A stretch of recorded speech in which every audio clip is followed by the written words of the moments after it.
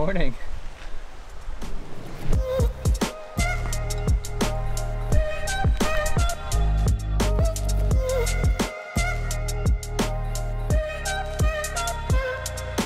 We're on the road again. Almost on the road. Almost on the road. Almost on the road. We're warm in the west, yeah. But we are heading off to our last camping spot of the trip. But before we get there, we have one more stop. One very cool stop along the way. I mean, the good news is our solar is working pretty well. This is true. We're sitting here charging in this spot, getting 64 watts of power. Well, it's like half an hour just to Kaslo and then another at least an hour. Really? Probably more to get to New Denver. Oh, but before New Denver. Yeah, but it's not far from New Denver. Oh, I didn't realize. Okay. Yeah. Right. So we got to drive. We got a bit of a drive.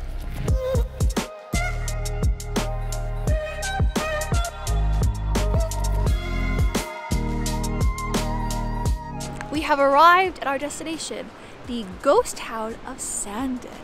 That's right, there's a ghost town here in the Kootenays. It was actually an old silver mining community, and at its peak there was over 5,000 people that lived here, mining for the silver, the good stuff. We're gonna go explore around, see what we could find here. So while there's not actually a whole lot of buildings here because they burnt down in a fire in 1900, there is a lot of old trolley cars, electric buses that have come from all across Canada that have been decommissioned. So it's kind of like a bus graveyard now, which is fitting for a ghost town. Eventually they'll get restored and then sent back to their cities, possibly. That's the plan. I mean,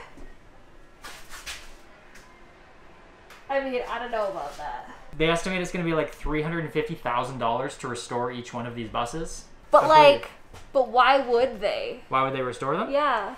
They plan on restoring this trolley and returning it to service as a tourist attraction in a city where electric trolleys are still being used. So this might end up back in Vancouver. I mean, it'd be pretty cool to like be in a bus like this. It's pretty awesome. I mean, we're a fan of the retro vehicles, right, Matt? Oh, of course.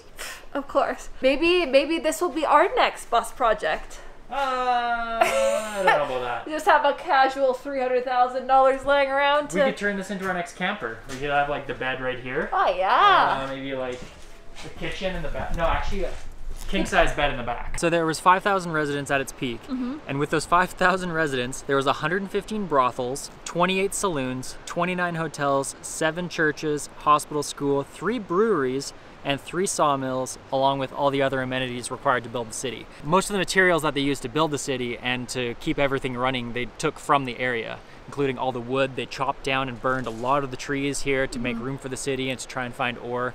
So it was a big operation. Big deal. So at its peak, they actually had 2 railways running through it, one going to New Denver, one going to Kaslo. This is one of the locomotives that would have been here during that time. Now, Sandon was actually one of the most prosperous mining communities in Canada at the time during its peak. I mean, they were mining billions in today's currency worth of silver from the mines here. That's why you could see why a lot of people came here to try and strike it rich. So this is what they mined here in Sandon. Yeah. It's called the galena ore. Yeah. And it has silver, lead, zinc and copper. Zinc and copper. So right now I am in the oldest continuously running hydroelectric generating station in North America. It's been running since 1897 continuously, which is nuts. That's a really long time. And it currently powers a lot of the smaller communities around the area with hydroelectric power, which is so cool. For this to be one of the first towns in BC, or even Canada, to be fully electrified, it just shows how big of a deal it was back then. Like, how much money was coming out of this place.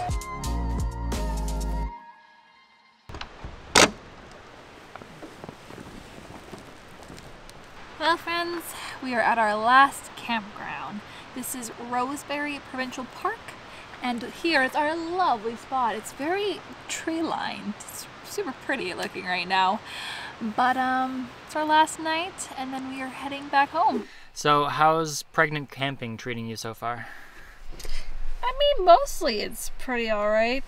It's a little tricky sleeping. And just managing your energy levels, I guess? Yeah, energy levels is a big one. Just like anytime we do any like big walks or hikes or anything, it's just like a lot of stuff during the day, so I get pretty tired. And then this bed is not really meant for 2 people and a pregnancy pillow. This bed is definitely not made for 3 people. That's true, 3 people. And your giant pregnancy pillow. Yeah, and also I just haven't been getting great sleeps because this baby is just, I don't know, he's running a marathon in my stomach. And I woke up and you were having granola bars at 4 in the morning or something. Because I was hungry. But, you know. Other than that, it's been great, right?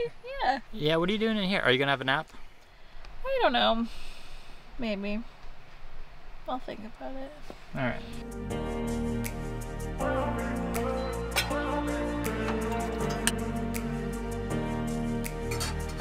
All right, so we are packing on up Clifford and heading back home today. We've got about a 5-hour drive, 4.5 hours, but it's probably gonna take us closer to 5, maybe 5.5, depending on how many stops we need to make on the way. But I hope you guys have enjoyed our Kootenay camping series. It's been nice to just kind of get away and leave the house for a week. Anyways, we'll see you guys again on the road soon.